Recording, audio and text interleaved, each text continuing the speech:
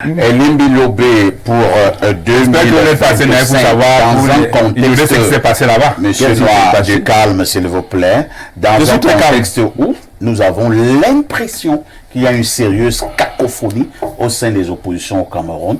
Pouvez-vous gagner une opposition dans une telle cacophonie? Pouvez-vous gagner une élection dans une telle cacophonie? Ce sera très difficile. Nous avons déjà échoué 17 fois aux élections. Et 17 fois, c'est toutes les élections organisées depuis 1992. Et à cette époque, les Noa et consorts n'étaient pas dans la politique. Mais Noa a dit quelque chose que nous tous, nous devons retenir. Oui. J'invite particulièrement tous ceux qui se battent du fond de leur cœur, leur esprit, pour que advienne le changement. Noa a dit ce qui est vrai, qu'il y a plusieurs oppositions. C'est vrai. Elles ne sont pas toutes pareilles.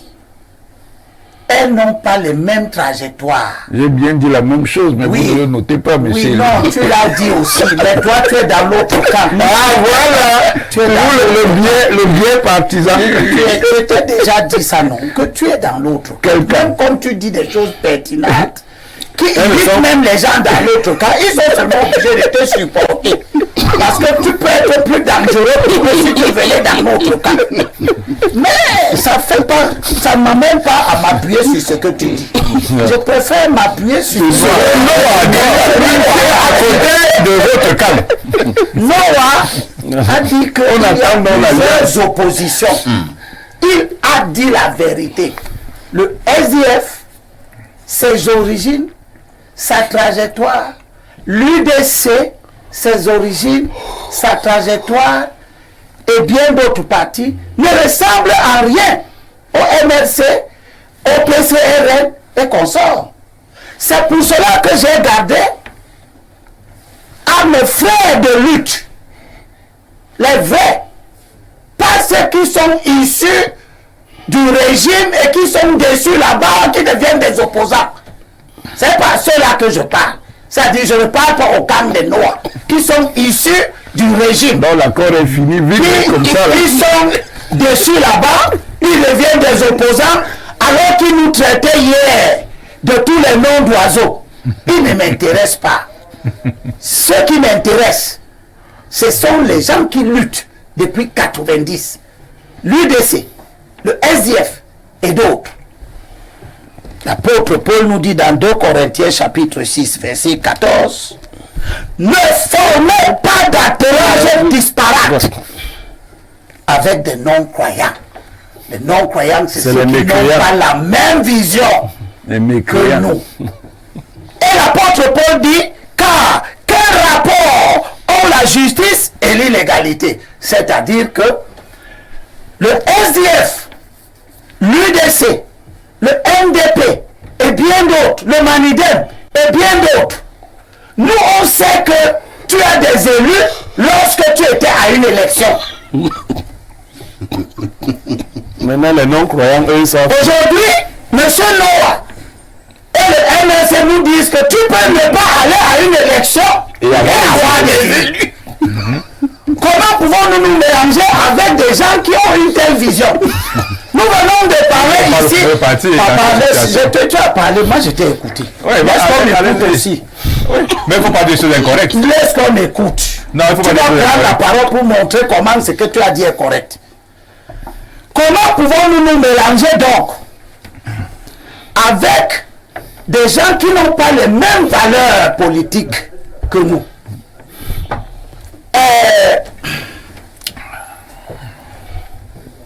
Nous qui avons lutté, parce que si les Camerounais de la diaspora votent aujourd'hui à l'élection présidentielle, c'est parce que depuis les années 90, le SDF, l'UDC et bien d'autres, l'UPC, nous avons demandé que nos compatriotes qui sont à l'étranger, qui ont gardé leur nationalité camerounaise, participent à la vie politique nationale. Et finalement, à partir de 2011, à la lumière du code électoral, les Camerounais de la diaspora ont commencé à voter. Aujourd'hui, j'entends un débat développé par des gens qui sont des excroissances du RDPC, qui ne voulaient pas que les Camerounais de l'étranger votent. Mais lorsque les Camerounais de l'étranger ont commencé à voter en 2011, il faut rappeler que c'est bien le RDPC qui a gagné les élections là-bas à l'étranger. Rappelons donc ce que dit le code électoral. Pour qu'on n'ait pas de discussions fantoches qui vont dans tous les sens pour égarer les esprits. L'article 70 du code électoral est clair. Il a 5 alinéas, nous n'allons pas tous les lire tous. Dans le premier alinéa, les listes électorales sont établies et tenues au niveau de chaque commune. Une liste électorale est également établie pour chaque bureau de vote. Alinéa 3. Il est délivré à chaque électeur nouvellement inscrit un récépissé portant la date, le lieu et le numéro d'inscription. On n'a pas dit que ce récépissé est produit par une machine. On a seulement dit qu'on délivre un récépissé. Il peut donc être même manuscrit. Développer de tels débats pour mettre en mal Elections Cameroun, qui est le produit de notre lutte. Parce que Elections Cameroun est le produit de notre lutte. Nous devons nous organiser pour que n'importe qui, avec des arguments fallacieux, ne vienne pas jeter du discrédit sur ce que nous avons obtenu à l'issue de notre lutte. Oui. Supportez que je vous dise jusqu'au bout. Allez-y. Alinéa 5. Figure sur la liste électorale les noms, prénoms, date et lieu de naissance, profession, domicile ou résidence de chaque électeur. Qu'est-ce que cela suppose? Cela suppose que l'organe d'enrôlement doit savoir où vous résidez. Que l'on demande donc à des Camerounais leur carte de résidence ne doit pas faire l'objet de débats au Cameroun. Bien sûr. Je viens d'Europe et dans tous les pays d'Europe que j'ai circulé, dans toutes les villes où j'ai fait des conférences, cette question est revenue. Où on s'énervait, les gens qui se découvrent subitement dans le besoin de s'inscrire sur les listes électorales, qui ont plus de 20 ans, qui vivent en Europe depuis, qui ne s'inscrivaient pas. Maintenant, ils veulent s'inscrire, ils sont prêts à casser des ambassades. Parce qu'on leur dit de présenter leur carte de résidence. Et j'ai entendu Koufondo, depuis l'Europe, faire un sophisme malsain qui justifie sa position de quelqu'un qui désorganise la lutte. Pour dire que une autorité étrangère délivre une pièce et le Cameroun demande cette pièce-là pour justifier les inscriptions sur les listes électorales. Mais monsieur Koufondo, vous êtes dans le sophisme dangereux. Parce que l'autorité d'enrôlement a bien le droit, au vu de l'article 70, alinéa 5, de demander la résidence. Tout à fait. Est-ce qu'un citoyen camerounais en situation irrégulière à l'étranger doit pouvoir jouir des droits civiques là-bas?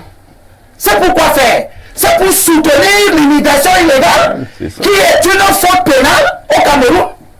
Quand même, il faut que les hommes politiques arrêtent de vouloir très bien paraître en venant dire n'importe quoi à la télévision.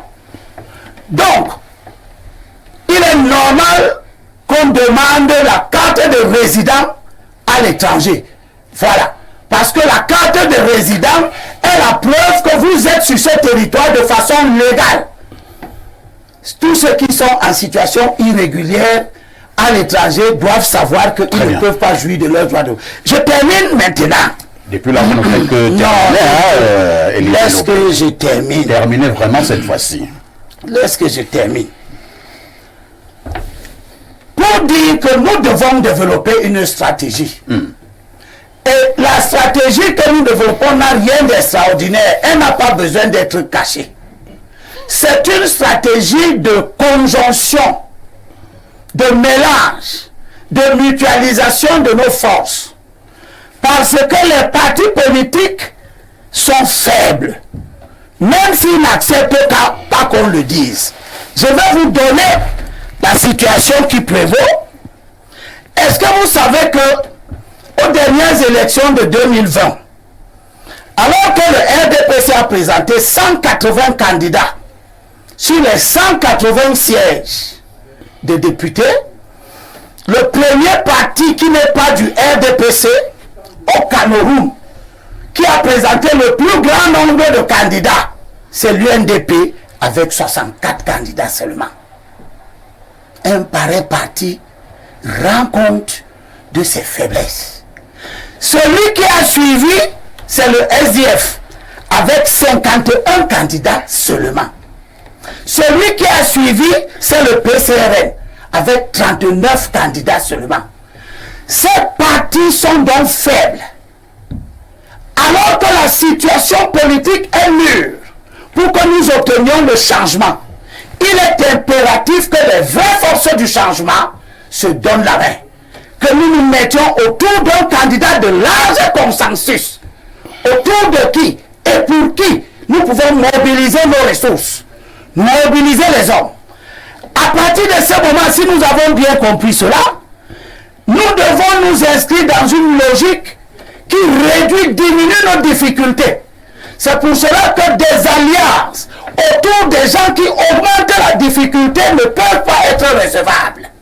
Monsieur Maurice Kamto est dans une situation difficile dans laquelle il s'est mis lui-même. Et c'est ce qui montre qu'il est un mauvais acteur politique. Parce qu'un acteur politique normal ne peut pas prendre des décisions qui visent à accroître ses difficultés. En refusant d'aller aux élections de 2020, M. Maurice Kamto a enlevé au MRC son parti, qui venait de le présenter en 2018, sans que cela ne fasse l'objet d'aucun remous dans la société camerounaise. Le MRC a présenté M. Maurice Kamto en 2018. Pourquoi? Parce que le MRC remplissait les conditions de l'article 121, qui est que elle peut être candidat, les candidats peuvent être soit investis par un parti politique. Le MRC est un parti politique. En 2018, il avait 19 conseillers municipaux, un député. Il a investi Maurice Kamto conformément aux dispositions de la linéa 1 de l'article 121, mais également conformément aux dispositions de la linéa 2, qui dit que le candidat investi par un parti politique non représenté à l'Assemblée nationale, au Sénat, au conseil régional ou dans un conseil municipal doit remplir les conditions prévues à la linéa 1-2 ci-dessus applicables aux candidats indépendants. Monsieur Maurice Kamto, en 2018, n'avait pas à remplir les conditions d'un candidat indépendant, tout simplement parce que en 2013, le MRC était aux élections, il a gagné des conseillers municipaux dans des communes, il a gagné un député à l'Assemblée nationale. Monsieur Maurice Kamto ne peut pas se permettre aujourd'hui de parcourir les espaces politiques, s'installer dans les mentalités pour faire croire aux gens qu'il peut trouver dans le code électoral un moyen d'être candidat autre que celui que tout le monde sait, qui est que dans la situation actuelle, le MRC, s'il investit Maurice Kamto, néanmoins, M. Maurice Kamto devra chercher 300 signatures à raison de 30 par région, etc., etc. Donc nous savons comment M. Maurice Kamto peut être candidat. Il ne peut être candidat que s'il est investi par un parti qui, lui, était aux élections, où lui, il a refusé d'aller. Ces partis, on les connaît aussi. Ils ne sont pas légion. On sait quels sont les partis qui peuvent prendre M. Maurice Kamto et lui donner une lettre d'investiture. À partir de ce moment-là, je demande à tous ceux qui veulent former des alliances, ne nous mettons pas en alliance avec des gens qui n'ont pas de position politique simple, facile, qui compliquent leur vie. Ne nous mettons pas en alliance avec M. Maurice Kamto. Ne nous mettons... en train de mener... Je finis. Monsieur Kamto. Je finis, il n'est pas seul. Elie Minobé. Ne nous campagne Je finis, il n'est pas seul. Ne nous mettons pas en alliance avec des gens qui sont devenus des présidents de partis politiques dans lesquels ils n'ont jamais milité. Parce que moi qui milite depuis 40 ans, Madame Damjoya, elle est députée de l'UDC, les conseillers municipaux de l'UDC, les conseillers municipaux du SDF, de l'UNDP, 560, etc., etc. Qui sont-ils? C'est des gens qui ont voué leur vie au militantisme. Ils ont été dans des partis. Ils ont gravi les échelons dans des partis. Ils ont gravi les échelons dans l'échiquier politique. Certains en étant conseillers municipaux puis devenir députés, etc. Nous ne pouvons pas prendre tout ça, on jette ça en brousse au nom des illuminés qui étaient hier dans le temps que nous combattons et qui prétendent être aujourd'hui avec nous dans un combat où ils ne respectent pas les règles de l'orthodoxie politique. C'est compris, Limbilo. Je demande donc, pour terminer, on a suivi votre débat. qu'on nous explique comment M. Cabral Libi a fait pour devenir président d'un parti dans lequel il n'a jamais milité. Il a fait comment?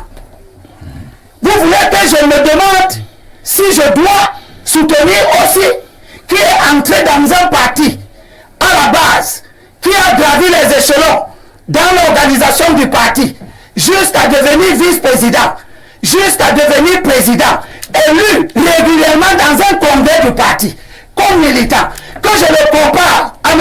Cabral Libi qui sort de l'université, qui n'a jamais milité nulle part, M. Kanto qui sort du régime de M. Biya, qui n'a jamais milité, on dit qu'il n'a même pas milité dans le RDPC non plus.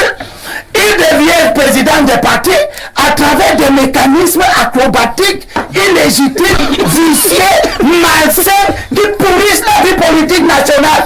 Nous devons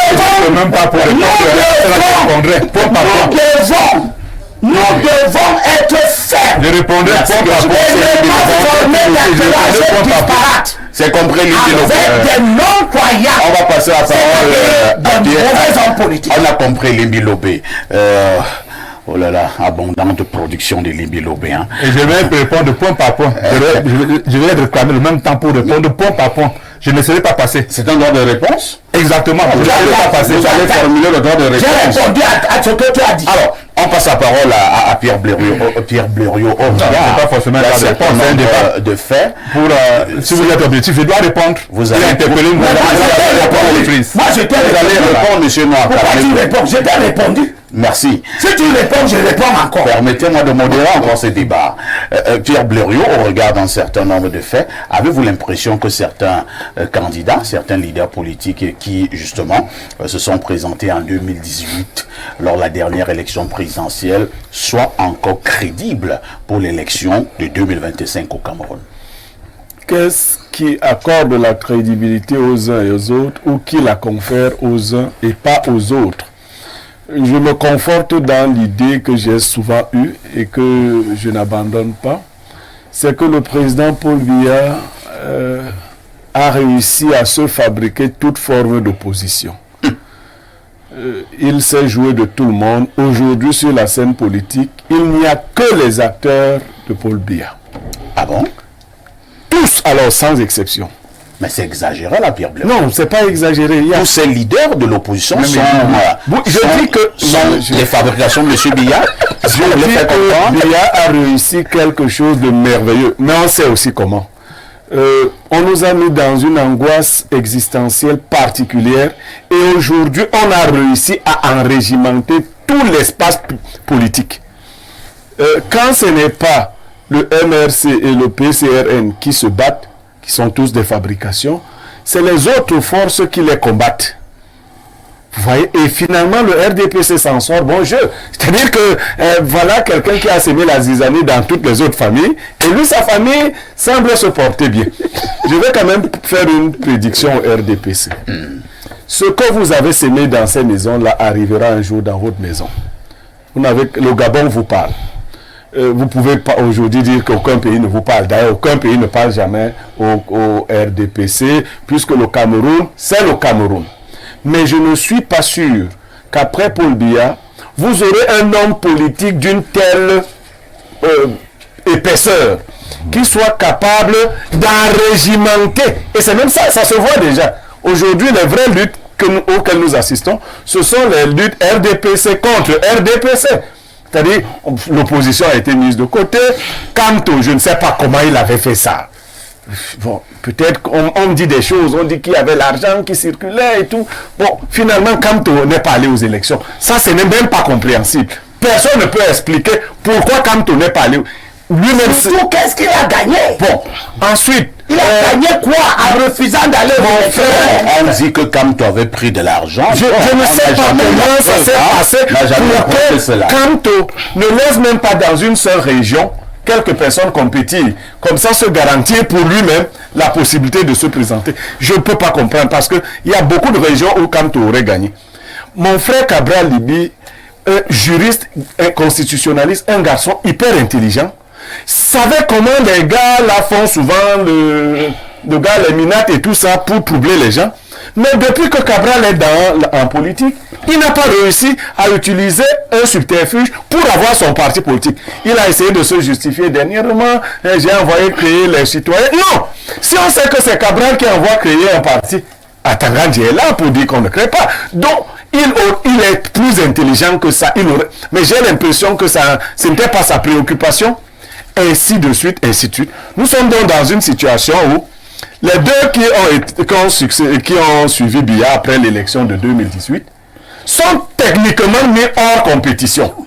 Cabral, parce qu'il n'a plus l'appareil politique qui doit l'investir, bien que lui ayant eu des députés. Kamto, parce que l'appareil qui doit l'investir n'a pas qualité à l'investir. Ensuite viennent donc les regroupements des Limbi Lobby et autres, qui pour le moment, on le voit, non pas la substance, mais qui auraient pu quand même récupérer ces deux mastodontes. On ne comprend pas comment Biya est aussi allé là-bas, dire aux Limbi Lobby que non, vous êtes petits, mais ne prenez même pas les deux. Mais c'est pas possible. C'est quand même, ce gars de Biya, il faut le décorer. Mais finalement, il n'y a donc rien au Cameroun.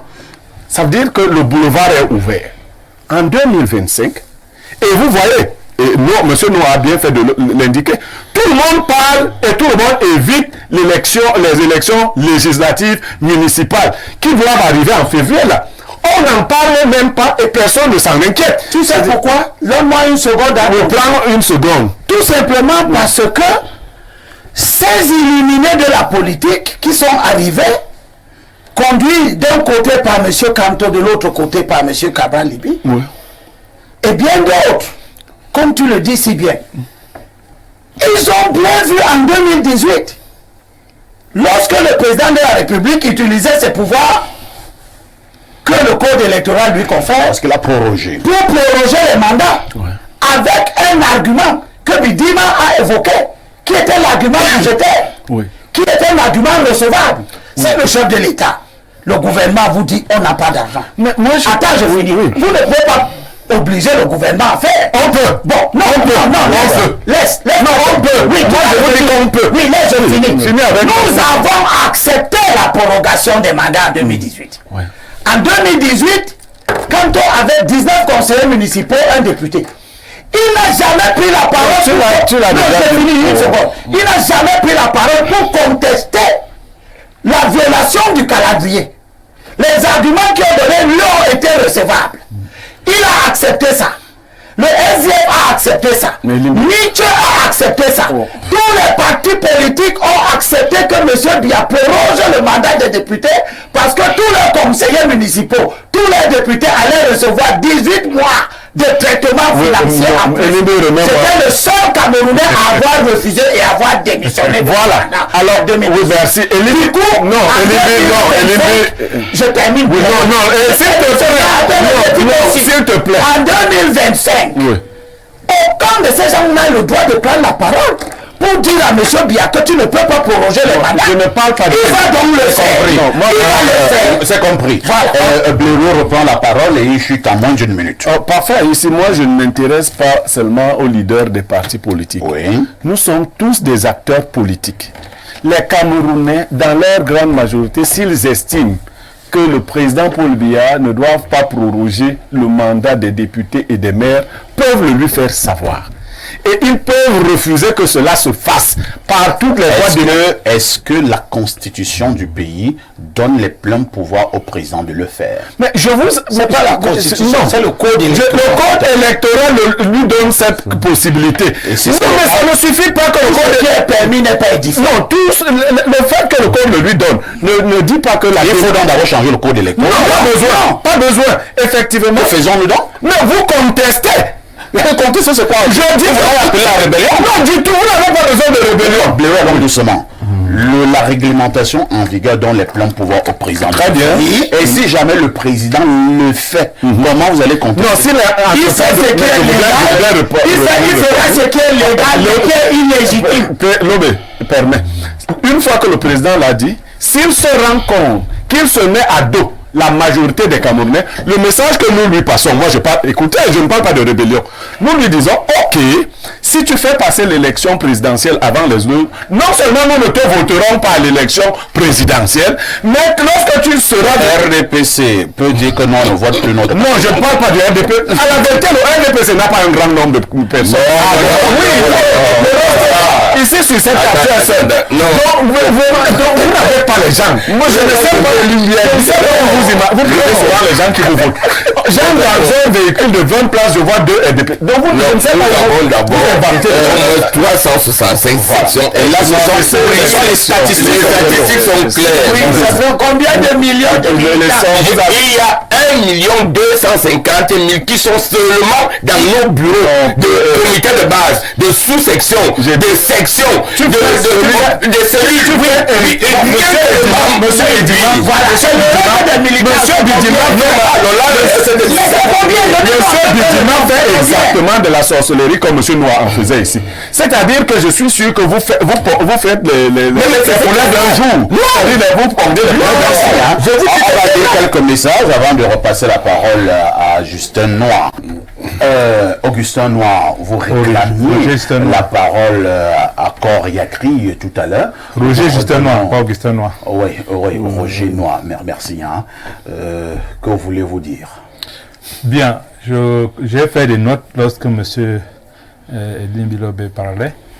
La première chose, c'est sur... il a cité l'article 70 du Code électoral sur la question du récépissé de l'ECAM. Mais il faut lui dire que même si le texte ne précise pas la forme du récépissé, il y a quand même que le récépissé est codifié. C'est-à-dire d'autant plus que c'est ce document-là qui permet aux citoyens de faire la moindre réclamation devant le conseil électoral. Donc on ne va pas prendre n'importe quel papier sans aucune forme. Donne-nous le texte sans aucune forme comme ça. Non, il est codifié par quoi? Voici un récépissé portant la date. Vous avez Monsieur Noir voilà la codification. Voilà comment Monsieur Bilobé permet à Monsieur Noir d'argumenter. Donc vous ne pouvez pas aujourd'hui aller avec n'importe quel papier comme ça au conseil constitutionnel pour dire que vous faites une réclamation pour une inscription sur l'électoral. Parce que le conseil électoral sait que dans leur machine, ils ont prévu des récépissés qui sont immédiatement remis à ceux qui demandent une inscription. Et c'est uniquement avec ces documents-là que pour faire une réclamation devant le conseil. Première chose. C'est du blabla. Deuxième chose, il parle de la condition de la résidence. Eh bien, nulle part, parce que ce que la loi n'a pas interdit et permis, et ce que la loi veut qu'on fasse, elle le dit clairement. Je crois que on n'a jamais demandé à un Camerounais ici, au Cameroun, de présenter l'attestation de domicile, qui seul peut prouver qu'il réside à un endroit précis. Lorsque vous voulez vous inscrire, on vous demande votre carte de nationalité. On vous demande votre quartier. J'habite tel quartier, on vous inscrit. Si vous êtes de ce quartier, vous êtes dans ce arrondissement. C'est tout. On ne vous demande pas de présenter une attestation quelconque. Pourquoi est-ce que cela devrait être différent pour les Camerounais établis ou résidents à l'étranger? D'autant plus que la loi n'a pas explicitement prévu cela. Si c'est le cas, tu me dis que non, la loi dit qu'il faut présenter la carte de résident quelque part. La loi n'a pas prévu cela. Enfin, le code électoral de 2018 qui a été révisé en décembre 2012 et en 2019. Il parle, regardez, il dit une aberration. Je crois que quelquefois les pasteurs se trompent. Parce qu'ils croient être plus peu de Dieu que nous autres qui sommes simples croyants. Vous les impies. Il dit, parce que vous n'avez pas votre carte de résident, vous perdez vos droits civiques et politiques. Je voudrais lui rappeler à M. Elibi Lombe que la seule manière de perdre vos droits civiques et politiques, c'est par une condamnation judiciaire. Ouais. Ça veut dire que, au jour d'aujourd'hui, en l'état, si vous êtes en l'état, en France, ça veut dire que vous venez ceux qui sont même en prison, qui sont des prévenus, qui ne sont pas encore condamnés, ont encore leurs droits civiques et politiques, ils doivent même participer au vote. Ils doivent pouvoir être inscrits sur les électorales. C'est de ça que les questions, il faut dire les choses telles qu'elles sont. Mais il va faire croire que, parce que vous êtes un immigré en Europe, vous perdez directement vos droits civiques et politiques. Non, c'est faux. C'est très faux. L'article, avant de continuer, je lis l'article 2. Qui organise l'inscription sur les listes électorales. Vous allez lire ça plus tard. Je termine. Non, vous allez lire ça plus tard. Les citoyens,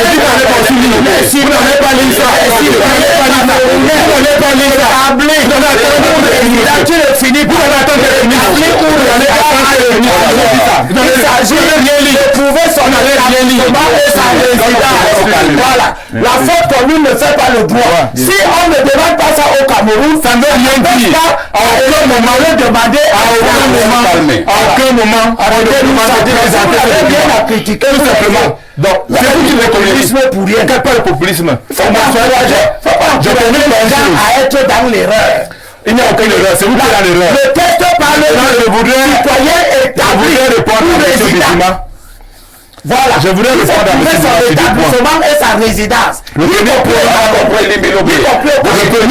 c'est le point. Je termine par là. Quand il parle là, vous ne le coupez pas. Non, je dois j'ai encore des points. Je voudrais dire. Non, je voudrais dire, c'est important. Monsieur Noir. Si au plan, M. Bidima fait voir, prétend que pour des raisons budgétaires, on peut reporter l'élection présidentielle. Oui. Les élections des statuts municipales.